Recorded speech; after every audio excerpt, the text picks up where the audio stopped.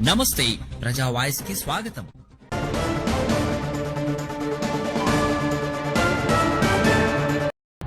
ఈ 16 గ్రామాలు ఏదైతే పెద్ద రంగంలో కలిపినప్పటి నుంచి ఆదోనిలో ఉధృత ఆందోళనలు 16 గ్రామాల తరఫున చేస్తా ఉన్నాం. అయితే ఇప్పటికీ గోనేరు గోపాల్ రెడ్డి అన్న గారు ఆమరణ నిరాహార దీక్ష కూర్చొని దాదాపు 50 గంటల సమయం దాటింది. ఆయన ఆరోగ్యం పట్ల 16 గ్రామాల ప్రజల్లో ఆందోళన. మాకు ఇప్పటికే ఫోన్లు వస్తున్నాయి 16 గ్రామాల నుంచి పెద్ద ఎత్తున అన్ని పార్టీల వారు, ప్రజా సంఘాల వారు, ప్రజలందరూ కూడా ఆయన ఆరోగ్య పరిస్థితి ఎలా ఉంది, ఆయన ఆరోగ్యం క్షీణిస్తుందేమో అని చెప్పి అక్కడ కూడా ఆయన ఆరోగ్యం ఏమి దెబ్బకూడదని చెప్పి ప్రజలు కూడా ప్రార్థిస్తున్నారు. కాబట్టి ఇప్పటికీ గవర్నమెంట్ అధికారులకైతేనేమి, ఇక్కడ ఉన్నటువంటి ప్రజాప్రతినిధులకైతేనేమి ఎవరికి కూడా చీమ కుట్టినట్టు కూడా లేదు. రేపు పొద్దున ప్రజాప్రతినిధులకు, అధికారులకు అందరికీ తెలియజేస్తున్నాం, గోపాల్ రెడ్డి గారికి ఏమైనా అయితే రేపు భవిష్యత్తులో ఆయన ప్రాణానికి ఏమైనా అయితే మీ ప్రాణం పోయేది ఖచ్చితం అని చెప్పి తెలియజేస్తున్నాం. అలాగే మీరే ముద్దాలని చెప్పి తెలియజేస్తున్నాం.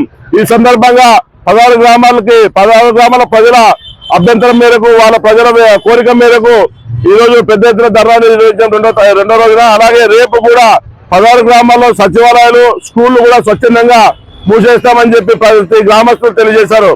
అలాగే మేము విన్నవించేది ఏమంటే, రేపు ప్రభుత్వం చివరి రోజు కాబట్టి రేపు సబ్ కమిటీ భేటీ ఉంది కాబట్టి 16 గ్రామాల తరఫున మరోసారి పెద్ద ఎత్తున ఆందోళన ఉధృతం చేయాల్సిన పరిస్థితి అవసరం ఏర్పడింది ఇప్పుడు. కాబట్టి 16 గ్రామాలందరికీ, సర్పంచులకి, ఎంపీటీసీలకి, అక్కడ ఉన్నటువంటి ప్రజానికానికి ముఖ్యంగా తెలియజేయడం ఏమంటే, రేపు ఉదయం 10 గంటలకంతా గ్రామాల్లో ఉన్నటువంటి మహిళలను, అలాగే మగవాళ్ళను, అలాగే స్కూల్ పిల్లలను అందరినీ పెద్ద ఎత్తున తీసుకొచ్చి ఇక్కడ మనం రేపు వంట వార్పు కార్యక్రమం అయితేనేమి, ఆందోళన కార్యక్రమాలు అయితేనేమి పెద్ద ఎత్తున చేయాలని చెప్పి మన సాధన కమిటీ సభ్యులు నిర్ణయించారు. కాబట్టి దయచేసి మిత్రులారా, 16 గ్రామాల నుంచి ప్రతి సర్పంచ్, ఎంపీటీసీ అందరూ చైతన్యం తీసుకొని మహిళలందరూ కూడా ప్రతి గ్రామం నుంచి పెద్ద ఎత్తున తీసుకుని వచ్చి మన గోపాల్ రెడ్డి అన్న గారికి అండగా నిలవాల్సిన అవసరం ఉంది. కాబట్టి మీరందరూ దయచేసి పొద్దున 10 గంటల పెద్ద ఎత్తున తరలి రావాలని చెప్పి కోరుతున్నాం. ప్రభుత్వానికి ఇప్పుడు కూడా వీళ్ళకి ఇంత కూడా ఇది లేదు మా పట్ల. చాలా మంది అంటే మీరేమో 16 గ్రామాలు అని చెప్తున్నారు, చాలా మంది ఆదోని బంద్ అని చెప్పేసి చాలా మంది ప్రజలు కూడా సోషల్ మీడియాలో పోస్ట్ చేస్తున్నారు. అంటే ఆదోని బంధనా లేకపోతే మీ 16 గ్రామాలు మాత్రమే బంద్? మా 16 గ్రామాల్లో స్కూళ్ళు, అంగళ్ళు, సచివాలయాలు, ఏదైతే రవాణా, ఇవన్నీ కూడా 16 గ్రామాలు బంద్. ఆదోని బంద్కు మేము పిలుపుని ఇవ్వలేదు. ఎందుకంటే ఇది మేము ప్రజలకు ఇబ్బంది పెట్టే పని ఏ పని చేయట్లేదు. ఇది కేవలం 16 గ్రామాల సమస్య కాబట్టి మా 16 గ్రామాల ప్రజలే పోరాడుతున్నాం. మాకు మద్దతు తెలపడానికి ఆదోళనలో కూడా వివిధ వ్యాపారవేత్తలు, రాజకీయ నాయకులు, కొంతమంది చాలా మంది ప్రజా సంఘాల వారు అందరూ కూడా మాకు మద్దతు తెలియజేశారు. వాళ్ళందరూ కూడా అభినందనలు తెలియజేస్తున్నాం మా 16 గ్రామాల తరఫున.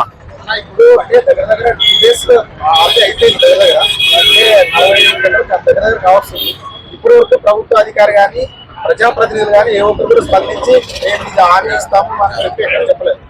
కానీ రేపు ఏం కార్యాచరణ, మీరు ఏం చేయబోతున్నారు? రేపు 16 గ్రామాల్లో స్వచ్ఛందంగా స్కూళ్ళు, పాఠశాలలు, అలాగే పొదుపు లక్ష్మి మహిళలు, అలాగే అంగన్వాడీలు, అలాగే సచివాలయాలు అన్ని కూడా బంద్కు పిలుపునివ్వడం జరిగింది. అన్ని గ్రామాల ప్రజలు వాళ్ళే ఫోన్ చేసి చెప్తా ఉన్నారు, రేపు మన కార్యాచరణ ఇంకా తీవ్ర రూపం దాల్చాలి, రేపు పెద్ద ఎత్తున మేము తరలిస్తాం, మా గ్రామం నుంచి తరలిస్తాం, మీ గ్రామం నుంచి తరలిస్తాం అని పెద్ద ఎత్తున చర్చించుకుంటున్నారు. ఆల్రెడీ ఇప్పుడు ప్రతి గ్రామంలో గ్రామ సభలు ఏర్పాటు చేసుకున్నారు, దండలు ఇస్తున్నారు రేపు కార్యాచరణకు.